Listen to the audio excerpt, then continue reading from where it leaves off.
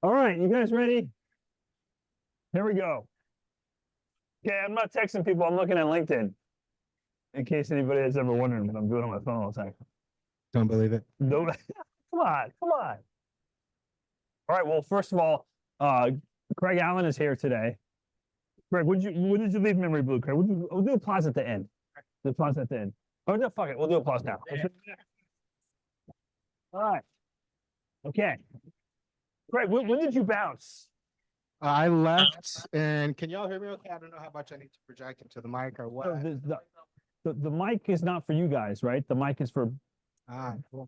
yeah. So there's no mic effect, unfortunately. So You just have to do I hold you hold it because they're for the people who are listening, but not for these guys. So for these guys, we just got to put some bass into it. Well, I can do that. All right. Awesome.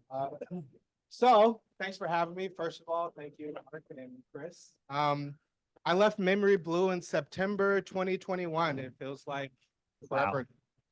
But Craig's here because he's pretty much a badass, but he's here because he won Phenom.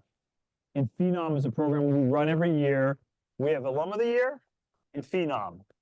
We started doing alum, it was great, but then the farther we got out, there are people who left the company within 2 years. Is it 2 years, Caroline? Yeah, people who left within 2 years who were saying, hey, I can't compete with somebody who left Memory Blue 10 years ago or 15 years ago or 20 years ago. It's crazy.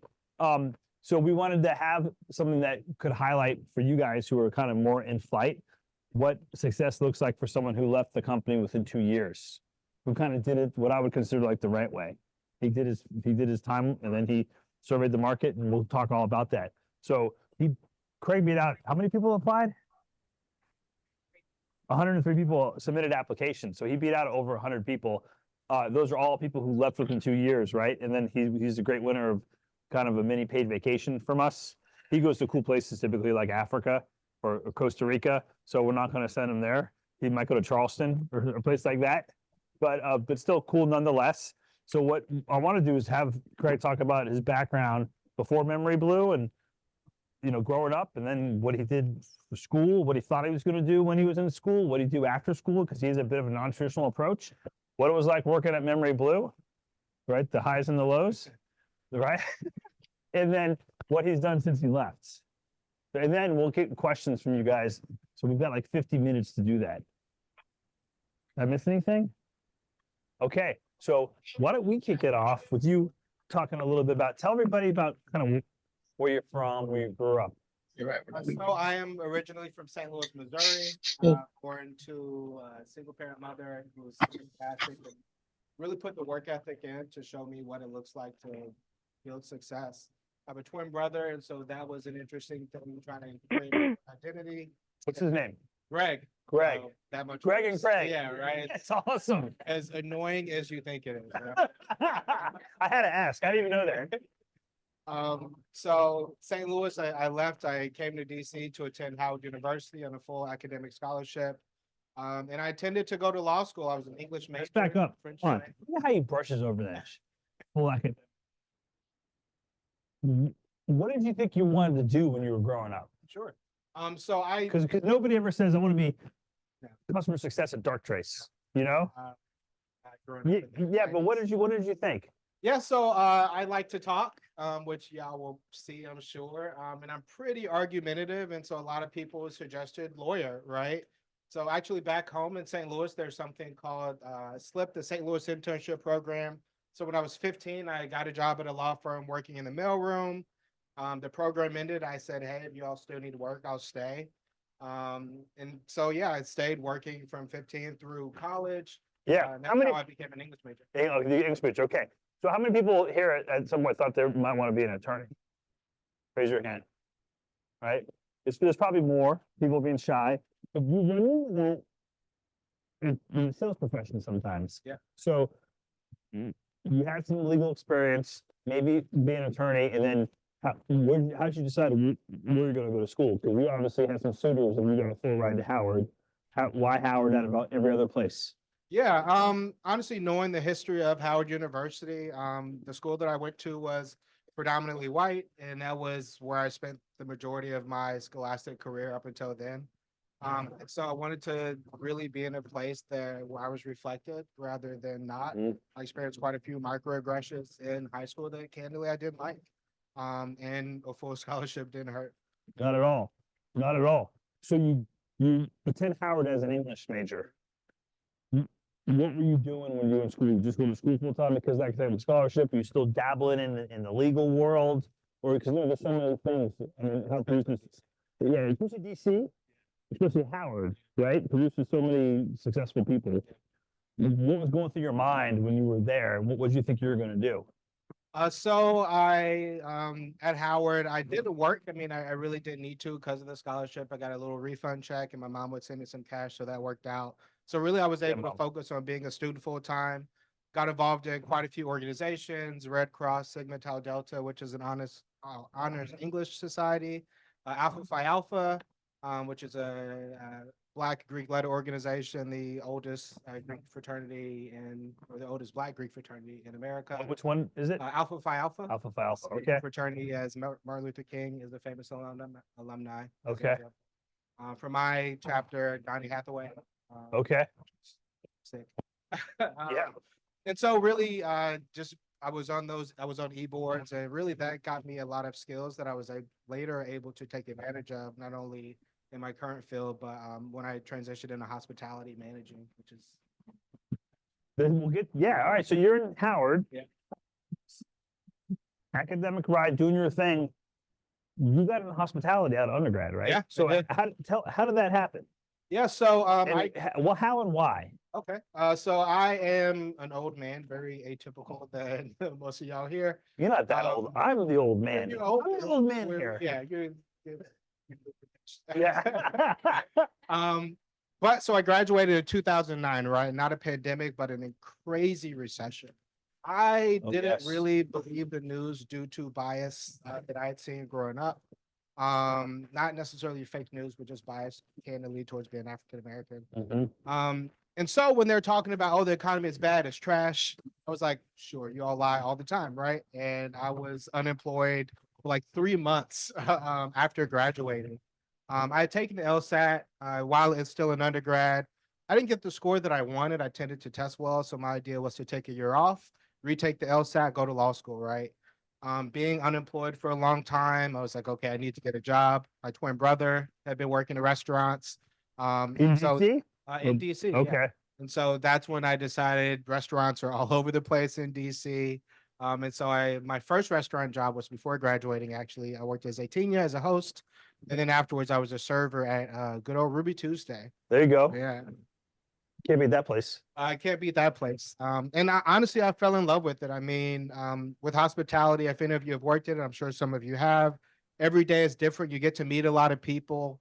You get to make people feel good with good conversation, with good food, with great suggestions. And I really enjoyed that, right? And honestly, I just wanted to be a lawyer because I know they made money and I didn't grow up with much. However, I'm a guy that likes to bet on myself. And I believe, you know what? People make money in restaurants. I'll work my way up and become an entrepreneur. I kind of did that. I didn't have my own restaurant, but I worked my way up from being a bar or server at Ruby Tuesday, eventually to a general manager of a new restaurant. Still Very modest. operationally. Like he did a lot of stuff in the restaurant business, but he leads off with Ruby Tuesday, trying to sneak by with the full academic scholarship. You got out of Howard cum laude, so you did well. So let's talk about it though. You wanted up until COVID, you were going to make a run in hospitality as a career, right? Yeah, very much. thought I you had were- a business. You were slumping margaritas at Ruby Tuesdays. No, So not you- anymore. Talk a little about the business, and then also like you were involved in some, I think, prominent like restaurant management groups. Yeah. So talk a little bit about that and how that came to an end. So from Ruby Tuesday, there was like no money there. Like I made like $50 bartending. It was terrible. A friend of mine started working at Matchbox. I transitioned to Matchbox. I started out as a server, making great money comparatively. Matchbox at the time was growing rapidly. Back then, there were like 3 locations. And so I saw that there was an opportunity to manage. I told my general manager that I was interested, worked my tail off. I was promoted to manager in less than a year.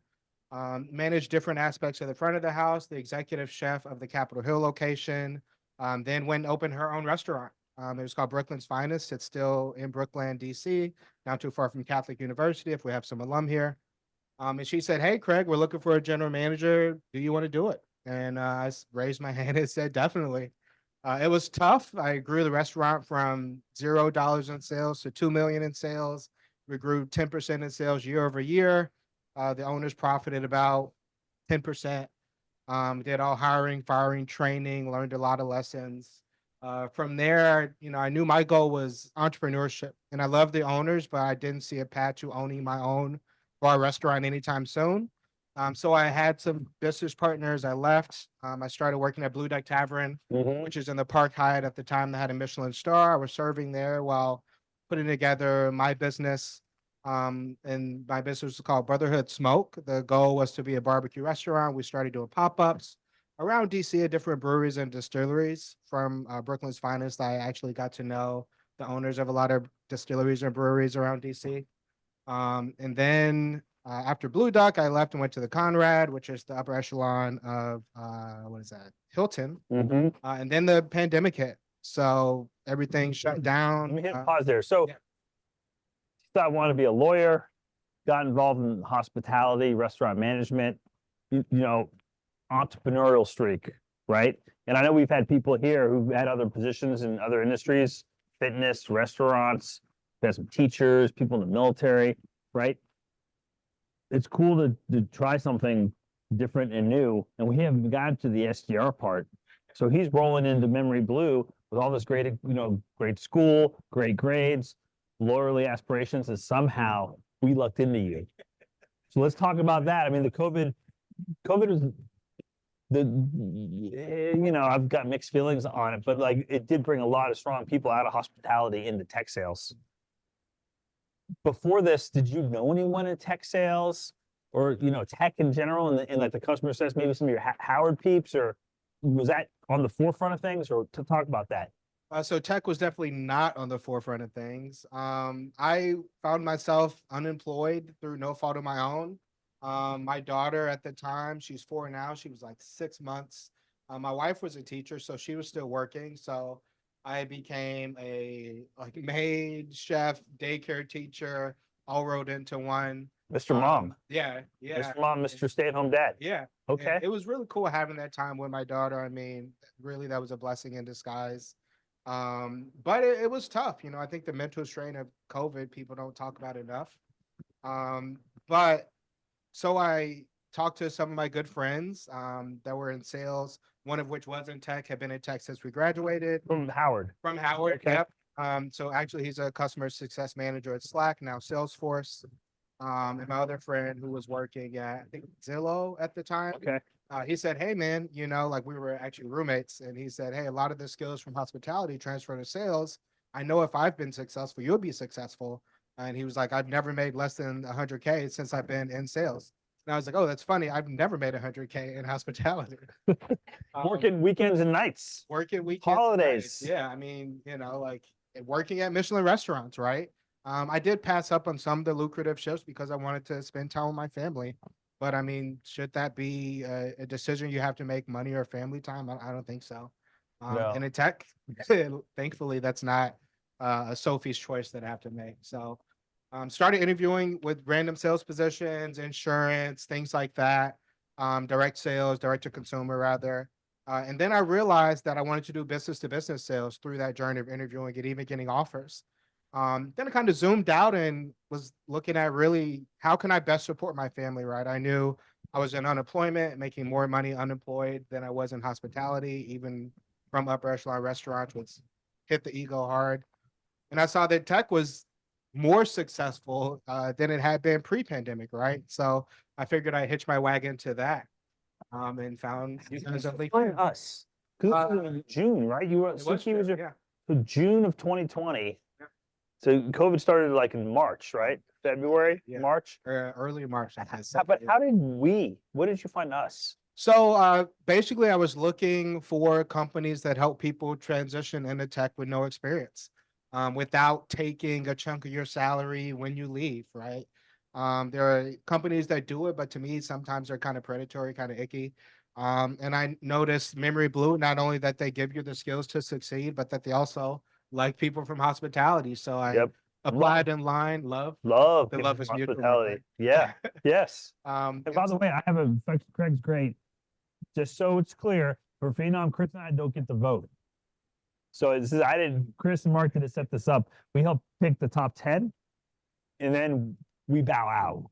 In case anybody's wondering, like, yeah, he and Mark are probably tight and Mark set him up. No, he won it. All right, keep going. yeah, so I found Libby. I really liked the company.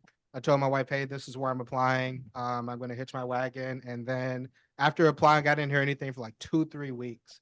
And she's like, Craig, I don't know. The base pay is crazy. It would have been like a 50% pay cut from what I was making. 50% pay cut. Yeah, I mean, just base, not Yep. commission. Yep. And she was like, seems a little fishy, right? Did you see what they say about him on my store?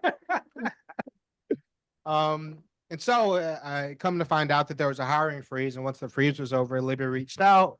Libby pause. Gladys. It's like tops. It's a pause. Yeah. It's not a freeze. Yeah. Yes. Yes.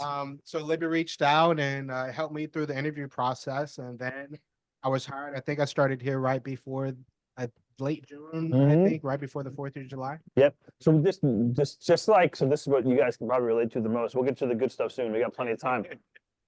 Took a 50% pay cut, went to a good school, law school aspirations to take this opportunity that you guys have now, same opportunity in front of you.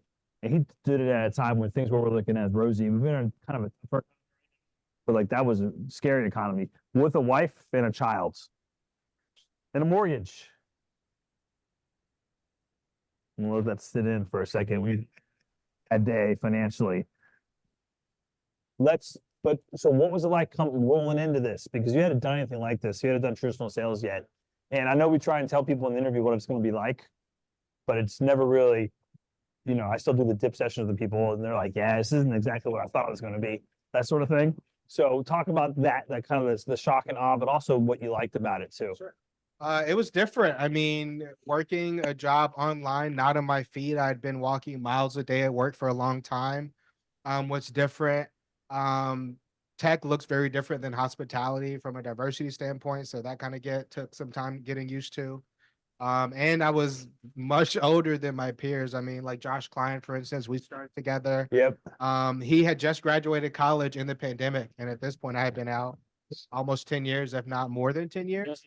But like ultimately I just had to get comfortable with myself. The training was fantastic, as you all know. And after training, really I just poured myself in as much as I could. So reading books, Nick Perry was my DM originally. Yeah. Okay, shout out Swaggy P. Shout out to Swaggy P. Okay. So Nick Perry was my DM.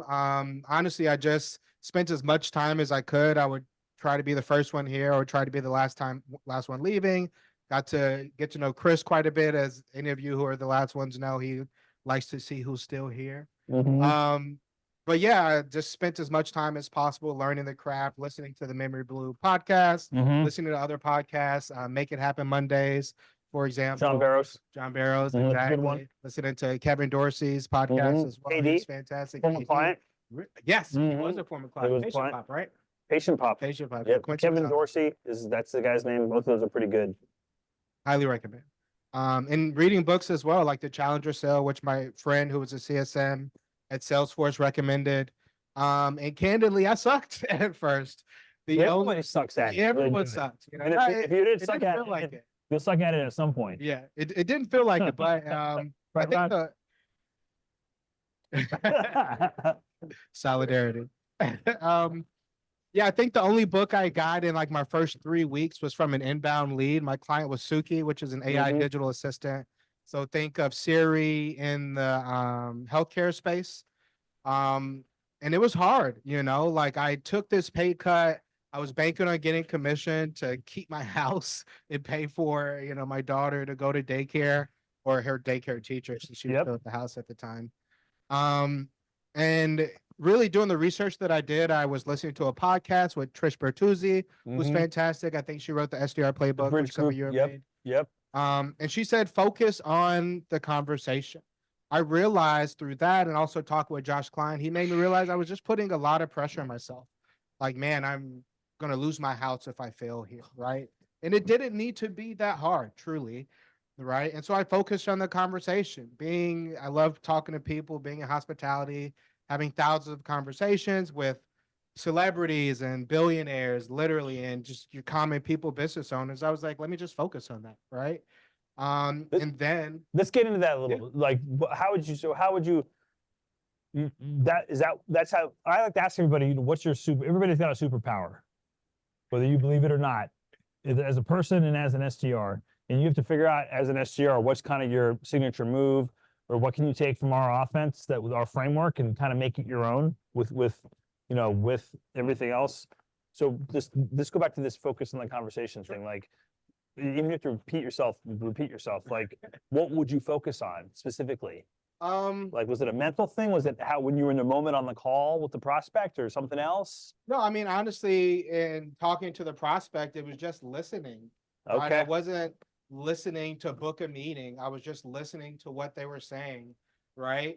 And then I would pitch my solution if it sounded like there was a fit, right? And then, go for the book. In terms of my superpower, I read, what was it by Chris Voss? Never Split the Difference. Former client. Jesus. Yep. Yep. And so there are a lot of tangible tips that he has in Never Split the Difference, but I would do the late night radio DJ voice, which like makes people feel very comfortable. So I would like drop my voice a few registers, and Nick would always make fun of me. He'd be like, "Hey, this is Craig Allen from Suki." Yeah. That helps. Yeah. There's somebody I did the dip with last week. They want to hear, you got a good voice. That's very helpful. You got to use it, Yeah. I don't know if I have a good voice, but it worked. Well, if you can drop it a few registers, it's better than mine. Yeah. Like, I mumble and like speak too quickly. I have a terrible voice for the phone. You're a humble man. Whatever. So, all right. So yeah, I would, How long did that take?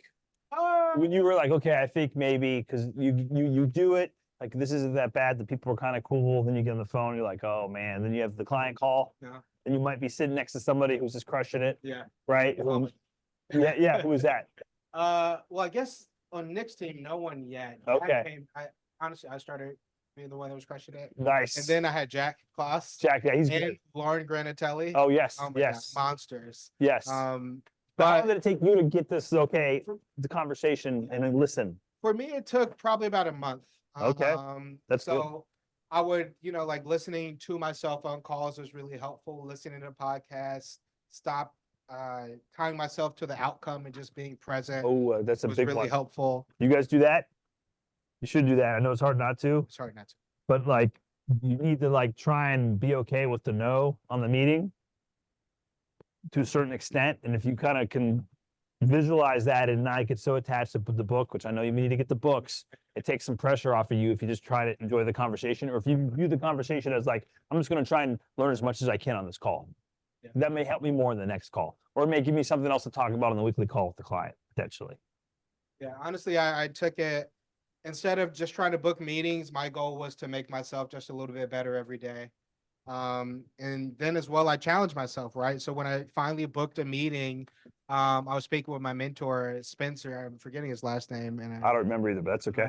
Must have not been that mentorish. No, he's like, great. We still yeah. talk. But we don't use it. Yeah. Anyway, so I challenged myself. I said, you know what? I'm not going to eat lunch until I book a meeting. Mm-hmm. And literally that day, maybe like an hour into a blitz, I booked a meeting and I had lunch. But I think for me, it was a lesson in just challenging myself, right? Obviously, there are quotas in sales that you want to hit, but ultimately, their quota isn't your quota, right? No one knows what motivates you better than you. So do what you have to do to hit your goals. And then I hit tops those first 6 months. I started super billing. I brought my wife. Mm-hmm. That was a good time. We were like secretive about it because it was during the pandemic. So I think we didn't post until afterwards. That's right. Those are tops that didn't happen. Yeah, exactly. So yeah, I went on tops. I started super billing. I was still doing really well on Suki. Again, which was AI digital assistant. The other customer was a Microsoft VAR, Sundown Solutions, which was headquartered in the UK. I don't think the American side is still here. And I didn't hit quota for the super bill, but most of the meetings that I set were CIOs or deputy CIOs, so that was pretty cool. Yeah. And yeah, and then what happened after that? After that, I talked to Tommy. We were talking, or actually we talked Yep. about, you were saying like when there are strong candidates and or rather strong employees, especially with kind of unique backgrounds, you like to do what you can to keep them. Mm-hmm. So I spoke with Tommy, I spoke with Nimit. Tommy was like, hey man, in direct hire, you can make 300K a year. I was like, sold. Also, I like helping people find jobs, right? Like when I was in a place to hire, then I would hire buddies or really give people opportunities. That was something that was important to me. And so I thought I would like doing that as a career. And I did not like it. I was not successful. I was going after people like myself. And as you can imagine, like people that were early 30s didn't want to be SDRs making a 30K base, or it was like 32 or something like that. 42.5. That's what it is now. I don't know if it was that. Oh, wasn't that high then? Yeah, it was Okay. not that high then. And so about a month later, I spoke with Bones and I was like, hey man, this isn't working out. Because I had been wanting to leave anyways and kind of elevate. And I was like, hey, I this isn't for me. What can we do? Literally that same day, I find myself in a meeting with Mark. I'm like, man, am I gonna get fired right now? Like, what is going on? But I entered direct hire, or I guess Rising Stars that day. And I worked with Aaron McCann, who I just saw in the corner. Big country. Yeah, big country. I knew that I wanted to do cybersecurity specifically, right? Reason being in hospitality, our government really couldn't get it together to ensure that people who were affected by COVID had that extra in pay, and that eventually went away. But the same time period, there was like a 99% bipartisan support for improving America's cybersecurity posture. So for me, if there was something that Republicans and Democrats could actually agree on, that was where I needed to hitch my wagon, because it would be a lucrative field that had job security. Yeah. So Craig came in, fundamentally changed his career, like classification as a professional in 1 year and 4 months. And everybody knows LinkedIn Live, so it's really 1 year and 3 months. So, you know, and he came in and swallowed pride as a person, as a man, as a person with lots of career experience to kind of get to the next stage. And we talk about this, and I admire you for it. Like, a lot of people would not do that. Like that's a testament to you as a person and, you know, how you operate. I have great respect for you for that. Thank you. Before we get into what, when you left Memory Blue, just when you look back on your Memory Blue time, what do you remember the most about it? Call blitzes, competing with colleagues. So again, I had some heavy hitters. Maria Pineda, I don't know if she's still here. We call her She-Hulk. Safe but was my DM when I was leaving. He was a great motivator. Jack Kloss, Lauren Granatelli. Safe is great. Safe said Angel. I can't remember. Yeah, but alert.com. Maria just left. She's got something lined up. What I heard. Yep. We still text. Yep. I think Bones is helping her too, actually. Um, So, Bo, you remember the blitzes, the colleagues. He keeps up with a lot of these people, which that's what we hope you guys do. And then you're like, okay, cyber. Yeah, very much so. So what happened then? So then you left, and then you got in the cyber. Tell that story, actually. Yeah, sure. So with Rising Stars, I let Aaron know that I specifically want to focus on cyber. And I looked at the opportunities available, right? So there were quite a few SDR opportunities, but I had a decade plus work experience. I've run a business successfully, hired, fired, payroll, all that. So I kind of wanted to skip a step given that. And I ended up I saw the opportunity for Darktrace, which had an account executive position open. And actually I told Aaron, look, I don't want to apply these other places. I really only want Darktrace. So I interviewed and I was selected I was hired, I guess, as an account executive with a $2.2 million bag. Yeah. So let's talk about that. A lot of people don't like cyber here. It's like cyber people never pick up and they're always rude, and that's all true. That's all true. But the harder your work is here, I know it doesn't give you any grace when you're here, the better it positions you when it's time for you to bounce. Because life is about telling a story, and the story that he can talk about, or to this day, but you talked about when you left, you had Rapid 7. I did have Rapid 7. Right? So you want the harder stuff here because it doesn't matter as much. It matters more the farther you get away. So you're like, give me some cyber, and being on Rapid7 was helpful. Yeah. Very much so. Craig did a great job of exposing himself to other clients, volunteering for things. Like, you guys can do that with PPM if you want. So what's that? Okta. There you go. Okta. Random Okta shout out. All right. There you go. All right. But and we got to make sure I leave time for questions. Okay. So with the dark trace, carrying a $2 million bag. Yep. What was that like? It was interesting. I mean, it was still very much pandemic-y in Darktrace. So we were working fully remote. It sucks. Yeah, I started October 18th. Training was about a month. And I finished training like the week before Thanksgiving. It was an absolute nightmare time to start your career, because really building pipeline that time is tough. My director told me like the last 2 weeks of December, he's like, essentially you could have it off because no one's picking up. So I really started ramping in January. The skills that I learned here helped me be successful eventually. I was struggling booking meetings, candidly. Cyber is different. It's tough. People don't like to pick up. They don't like to share information because that's how people hack you with cybersecurity. So one thing that I did was at our holiday party, I talked to some BDRs who were successful, getting a lot of shout outs. And I was like, hey, what made you all successful? Right. And I would do call blocks with them, listen to how they were doing. And eventually I was able to build pipeline. I mean, they were also setting meetings for us, but I ended up at one quarter, I forget which one, but I was like #1 in the region for self-prospected meetings. Nice. Because I went to the people that knew what they were doing. Right. I think humility is important because no one got anywhere alone. Right. And you can always learn from somebody, and that helped me be successful in booking meetings. I eventually closed a deal, 150K. It's like the average deal size for Darktrace. I closed it with a CIO, which was nuts. It is nuts. But Darktrace, they are a tough company to work for. They have high standards. Again, I had a $2.2 million quota. I closed about 150K. Their monthly metrics, and I didn't hit the mark. So I had an opportunity to leave Darktrace, or I had an opportunity to be a customer success manager. I actually talked to RJ about it, and he really presented it in stark terms. And so I said, all right, well, I have this hospitality background.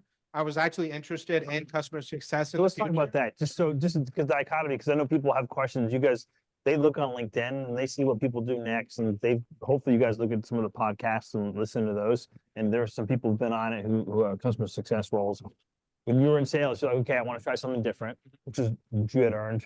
What you said he described it in stark terms. Yeah. Tell us about that. Yeah, so I would have lost my job. It doesn't get more stark than that. Darktrace has paid healthcare, so myself, my wife, my daughter, it was all free, which is nice. And they were all on my healthcare. So losing my income, losing my job, losing healthcare, having a family, or having an opportunity for customer success, I made a choice that made sense, right? Though I'm someone that bets on myself, I'm also not an idiot. And I have to, as a father, as a husband, my job and goal is to protect my family. So I did that. But again, I was interested in customer success. And so the timeline that I had for myself was just pushed up a lot. What is customer success? So tell us what that role is, because there's a lot of sales in that role. Yeah. So and talk about the skills talk about the role and maybe the skills you had to develop to go into that role. So customer success is also called account management. Yeah. Basically, it came up when Salesforce switched to the subscription model. And so in having subscribers, it's a lot easier to say, I'm not going to continue the business relationship, right? If you have hardware on-prem, it's a lot harder to lose that relationship because you got to rip and replace, and it's not fun, right? So customer success was there because churn was easy to maintain those relationships, make sure that we're adding value, which is such a, I don't know, weird term because it's not really specific. Yeah, but it's the way I look at it, and tell me if I'm wrong. Sure. So, someone sells someone sells something to someone. Yep. Their job is to go sell something again to someone else. Yep.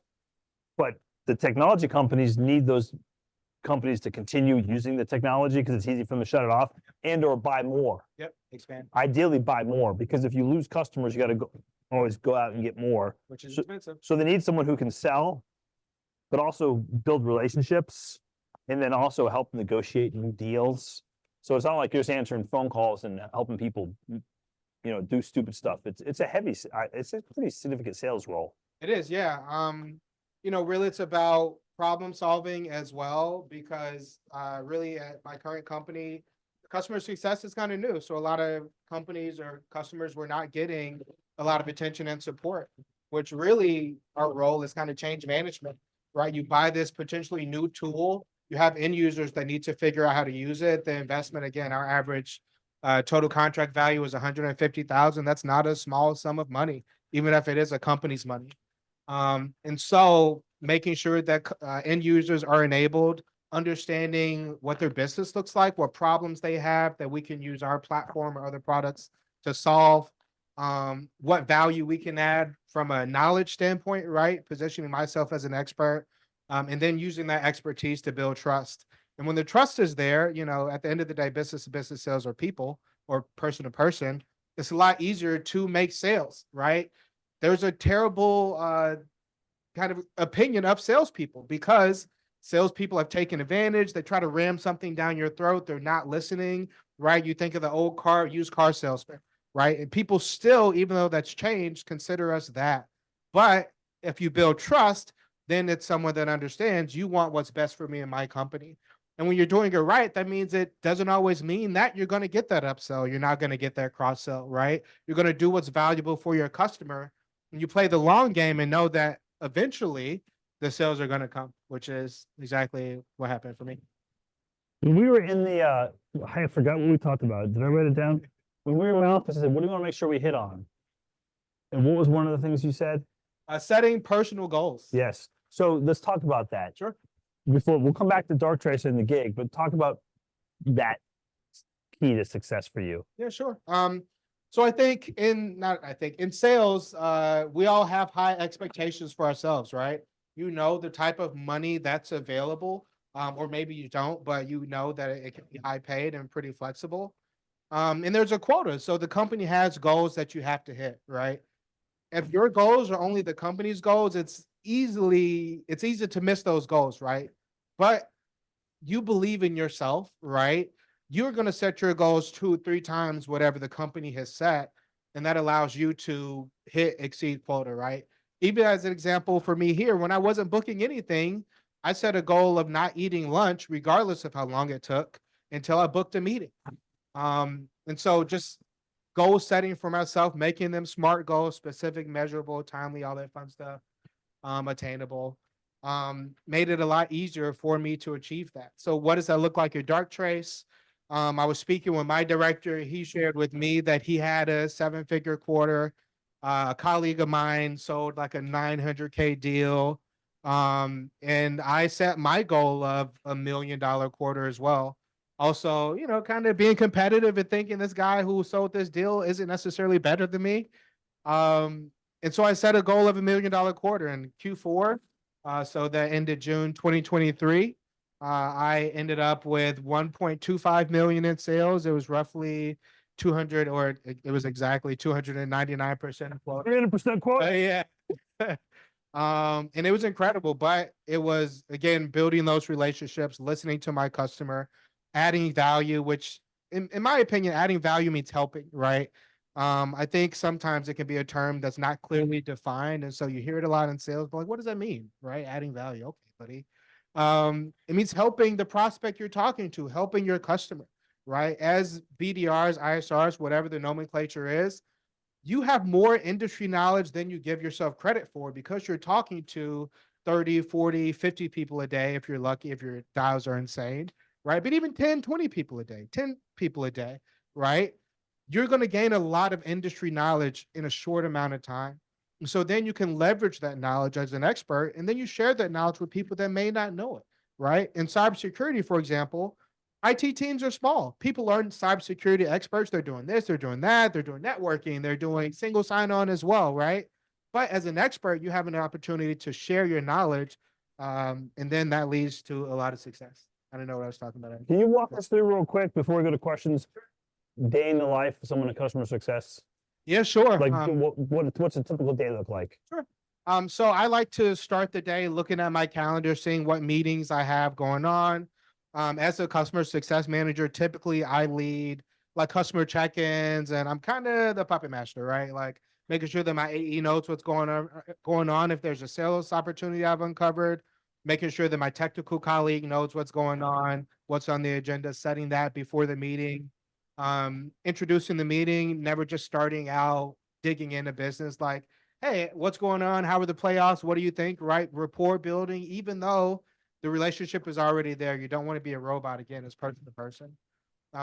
So having my meetings, ending the meetings, making sure everything's put into the CRM, ours is homegrown. And then after that, having action items, making sure that I share action items with colleagues, making sure I do my own action items, and then kind of looking at the day ahead. How many clients do you have responsibility for? You have a number of clients, you have a territory? So right now I have 28 clients. 28 clients that are current customers, Mhm. and then you get a quota associated with that. And is that renewals? Is that upsells? Both? So our comp plan changed with our Q1. Right now it's mainly renewals. If an upsell is tied to that renewal, then my quota is tied to both. If it's a pure upsell now, I don't get any credit for that. Okay. Mhm. Like different ways to get paid, right? Not necessarily selling net new stuff. Because again, it's key for these companies to retain their customers. It's a lot more expensive to get a new one than service a current one. Where do you think you're going to go with this? Where are we going? So you left Memory Blue a little over 2 years ago. Where do you hope to progress? Honestly, I want to get back into direct sales. I love sales. I love the psychology of it. It's so much fun. So I've been talking with my director about that. I'm a team lead. We'll see. It lets me pivot back. Otherwise, I enjoy selling a platform. Customers prefer to have less tools and to deal with procurement less. So I want to go to a cybersecurity company that has a sales platform. AI is preferred because it's like a force multiplier, right? A lot of these people are overworked. So really those next steps, I would love to sell to the Fed. But we'll see. But sticking in hospital or sticking in cybersecurity, going back into direct sales, using the skills I've learned as a CSM. Nice. All right. Questions. I know it's hot in here. So who's got some questions? I'm going to repeat it after you say it. So I'm assuming someone's listening to this. Kind of your best top trait that's kind of led you to be successful throughout several different industries and moving forward. So the question was, what is Craig's top trait as a person or as a professional or just in general? Person could be a professional. Okay. Kind of like a mindset or something you do or personality trait. A trait that helps you be successful. Sure. Or one you think people should adopt. See, or one you're aspirationally trying to adopt. Nobody's perfect, right? You know? There's a lot of like maybe. I think for me, the main one is care, right? Caring about myself, so making sure that I'm the best version of myself. My family is going to benefit. Whoever I work with is going to benefit, right? I care about my colleagues as well, right? Dark Trace was tough when I started. People that joined, I didn't want them to have it as tough as me, so I'm adding value to my colleagues, regardless if I'm going to benefit or not. I tried to do the same here. As an employee, talking to people, trying to help out, and then taking that mindset to my customers as well. If you're only looking at things from your company's point of view as a salesperson, you're doing it wrong, right? That's where that car salesperson mentality comes in. I'm going to push no matter what. That's not how you sell. You sell from value. And if you care about the person in front of you, you care about their business, then you can truly listen to what their problems are. You can truly understand where they're coming from. And if your product is a solution, you can position it as a solution and they're going to believe you because you're not being selfish. That's pretty well said. You can do that on the phones too as an SDR. If you can humanize yourself through maybe your opening statement, maybe a little humor. But if they figure out that you're just a genuine person or you can sell on sincerity, you'll get people to take a little dial back to skepticism a little bit. Not out of pity, but about this is kind of how stuff gets done. Even to this day, this outbound approach to these things that we do, they're still highly effective. But if you can humanize yourself, you know, I'm not saying exactly what Craig's saying, but we're living in the same neighborhood. Next question. What did you do? Say your name, because most people I don't know everybody's names, but Craig doesn't know their names either. So go ahead. My name is Ken. It's nice to meet you. I just wanted to ask you, what did you do to ensure that your work to life balance was good? You know, I know that you said that you have a kid and a wife. So how did you reset every day when you went home to your family, and how did you not let the negative aspects of the sales job like affect your role as a father or as a husband? Great question. Are you gonna repeat it before I answer? Oh, the question is, yeah, sorry. That's a good question. I was like, that's a deep question, man. Why are you taking me there, Ken? You gotta have as much patience for your family and your loved ones as you do your prospects, I guess. The question was, the job is difficult. How did you handle like the challenges of the job as a, how did you handle that in your other role outside of work as like a loved one, as a husband, father, boyfriend, girlfriend, whatever, but you know, for you, I'm pretty sure it's boyfriend, husband. Husband, Yes. father. Yes. Yeah. Honestly, I haven't always handled it well. Yeah. And so one thing that I've really focused on is self-care. I was just talking to Ron about that. So making sure that I do things that fill my cup, right? As a father, as a husband, those are nonstop jobs, right? I always need to love my wife and care for her. I have to do the same for my daughter, right? Because the relationship my wife and I have, she sees, and that's what she's going to emulate, whether I want that to be the case or not. Right. And so things like I started doing capoeira recently. I really enjoyed. That's a lot What's that? of fun. It's a African martial art. Oh, wow. So I have to see you some videos that kind of look like superheroes. It's sick. Okay. A lot of it's on the ground. You're upside down. It's so cool. But doing that, I had a therapist that I would talk things out with. When work got really stressful, I talked to my dad. He's been in IT for 30 years, something like that. And one thing that he told me, which is another thing we talked about, was my mindset, right? I got really disillusioned with Darktrace. There were a lot of things I saw that I didn't like. And that was my focus, right? And a lot of my coworkers and colleagues saw the same thing. We would just have sessions where we complained. And my dad told me, look, you're focusing on the wrong thing. Focus on yourself, right? Where do you want to be? What are your goals? It's not about this company. Because if you're not being professional at this company, you're going to take these bad habits to your next place, right? So focusing on what I could control, which was my effort, which was my understanding of the industry, then really that allowed me to have that killer Q4, right? And then as well, I do my best to focus at work. So one thing I talked to my director about was like eliminating distractions. So that means shutting down email, shutting down Teams, because those constant notifications are just going to pull you away, right?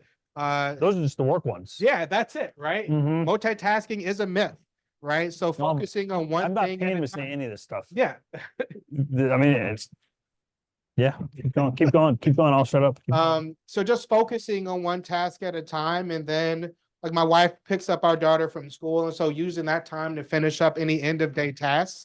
That way, when they're here, I can when they get home, I can shut down my computer, right? The more effort and time I put into my workday, the more time and effort I have for my family. The more I focus on being the best version of myself as a man, as a father, as a husband, as an employee, the more I have to share and give to others. What you're looking for there, Ken? Good stuff. Awesome. Great question. From the chat, and then we'll come. Go ahead. So the question is from Ethan. How to restart your career at Memory Blue? Is there anything you would have done differently, or what is the best advice you have for someone who started this role? There's two questions, Aiden. Yeah. The double ask. The double ask. Well, I just wanted to specify if there really wasn't anything you would have done differently, but I'm just curious to know for us that are, still like, say, 3 months into the job, what advice you have for us, or what's something looking back on how you did you think could kind of just help propel our success path here. Nice. Sure. Good question. I like how tech works. I know. Right? Go ahead. God's name is Aiden? I know, right? Right? Now I know. Like it somewhere? I wouldn't do anything differently, honestly. Again, when I came here, I was a workhorse, right? I would spend as much time as possible as I could here. A lot of times it'd be Maria and I as the last ones leaving the office at 7 o'clock, especially as a super I biller. can't do that anymore, Yeah. unfortunately. I mean, like the grind is the grind, right? Getting here early, making sure I could start my day well.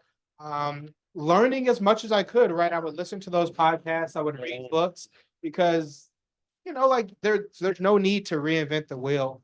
If people have been successful, you can do the same thing, replicate that, Yep. right? Take what people did to be successful, take the best parts and do that for yourself, Yep. right? So Go find out from the top performers here what they're doing. If you're curious about it, go ask them. He had experience in life and experience at Memory Blue. He wouldn't go talk. If he was an AE and he's asking the BDRs at Darktrace, what are they doing that doesn't work?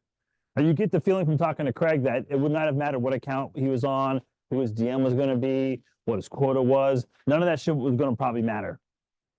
And that's the way you have to look at it, I think. And he's like a walking, living testament to it, with much more at stake than most of us at that stage of life when they're working at Memory Blue.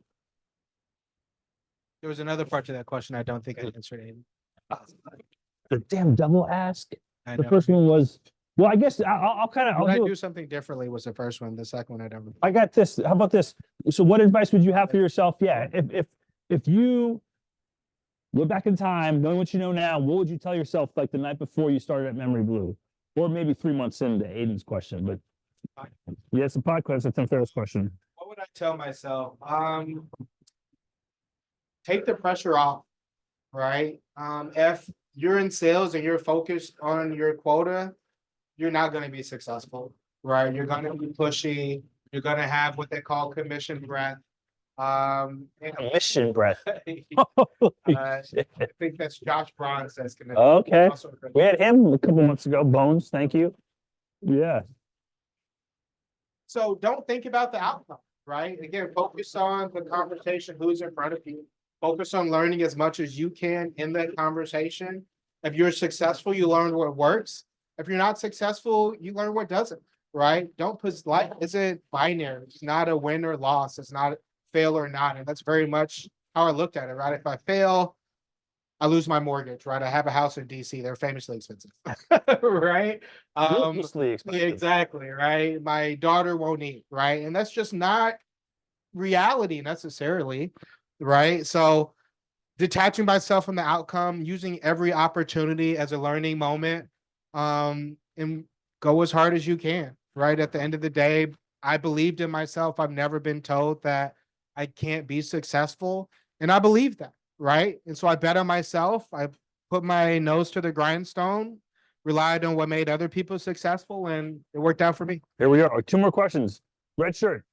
Hey, Alex. So I was about to ask, just started, like, just got out of work.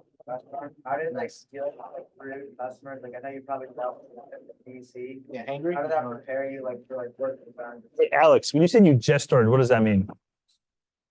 Got it. Got it. Okay, cool.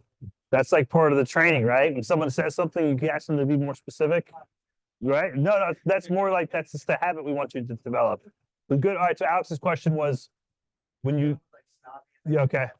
Well, one more question after this. Sorry, good question, Alex.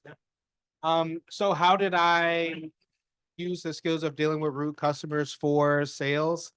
I mean, it's the same thing, right? Again, you're just dealing with people. And so like, they use leap, listen, empathize, act and pivot or something like that, right? So you listen because people's problems are valid. And in technology, people are going to have issues, right? And if you are listening to their problem, then you can see how to solve it, right? Again, you have to put yourself in their shoes. So I would listen, I would empathize, right? This literally happened on a customer call. I first met a customer. This guy was like ripping into us, right? And I did just that. I listened. I said, hey, I'm sorry. It sounds like you haven't had a great experience here. What I'm hearing is these are your issues, right? This is how we can solve that. And then you pivot to the solution. How does it sound? Let's have a conversation later to talk about ways that we can solve your problem, right? If you just let someone focus on the problem, on the negativity, that's going to fester. That doesn't get anyone anywhere, right? So, I mean, hangry guests are the same as upset people, right? You want someone to validate your feelings at the end of the day, right? So when you do that and then you can pivot, regardless of what industry you're in, you're going to have people that are no longer as upset because they see you're working with them, not against them. Thank you. Final question. So you mentioned, What's your name? like I used to work here. I'm really weird speaker right now. Anyway, so Why is it so weird? Huh? Why is it so weird? Yeah, he must feel really strange. he's a phenom for- Yeah. Oh. Oh, get out. All right. I'm also like, All right. Ask your question. Go. All right. Whatever. It's not that strange. Go ahead. You mentioned you were a workforce. You also mentioned you hit 300% of your quota in that quarter. Very, congrats, hats off to you. Very impressive. Have you ever lost motivation? And if you have, how did you get it back? yeah, definitely. I had no motivation leading into that quarter, right? Like I was like, yo, this place sucks. It's toxic. These people, I was put on a PIP. I was fired, right? I'm at the company. I was fired from my position. I've never been fired before. I did the firing, right? Which sounds like a flex, but I did. I fired a lot of people, right? And so that was super humbling. And also because of my ability, because of my background running a business, I saw a lot of things I didn't like. A lot of ways that candidly aren't a great way to run a business. I had to run focus, right? And so in speaking with my father, he helped me redirect my focus, right? At the time, the comp plan was crazy, right? In a great way, right? And so in focusing on myself, right, what I wanted to achieve, if I'm going to leave this company, I'm going to leave on top. I'm not a failure. I don't know what that's like. And I am not going to be that today, right? Or tomorrow, candidly. And so focusing on what I could control, focusing on the fact that I have run a business before, so I know what my customers are dealing with, focusing on my work ethic, the relationships I've built, the pipeline that I built, that's where I focus, right? And how much money it can make me, right? And so that quarter, right? Again, I was demotivated beforehand, but then I really just put my big boy pants on. And not only with that 299% a quarter, that helped me crush my yearly quota. I had only been a CSM for like 3 quarters, not even a full year. And I got a bonus check that was $90,000. All right. I want to thank Craig for coming out today. But wait, no yet. Craig also works with Kendrick Trotter, who's another Memory Little alum in us in technology. I would check it out on LinkedIn. I would send this guy an invite. He will accept. Bother him for coffee. He will most likely accept if you do it at his convenience. And it's a tough job. I have a lot of respect for y'all. There are lots of people who've been through it before with different stakes, who works at a great company, tough company, but earns a great income. He's an established tech professional. The world's really his oyster, especially when the economy comes back. So thanks for joining us today. Congratulations on winning Phenom. All right, we're done. That was great. Greatly appreciated. Bye, guys. Thank you, Craig.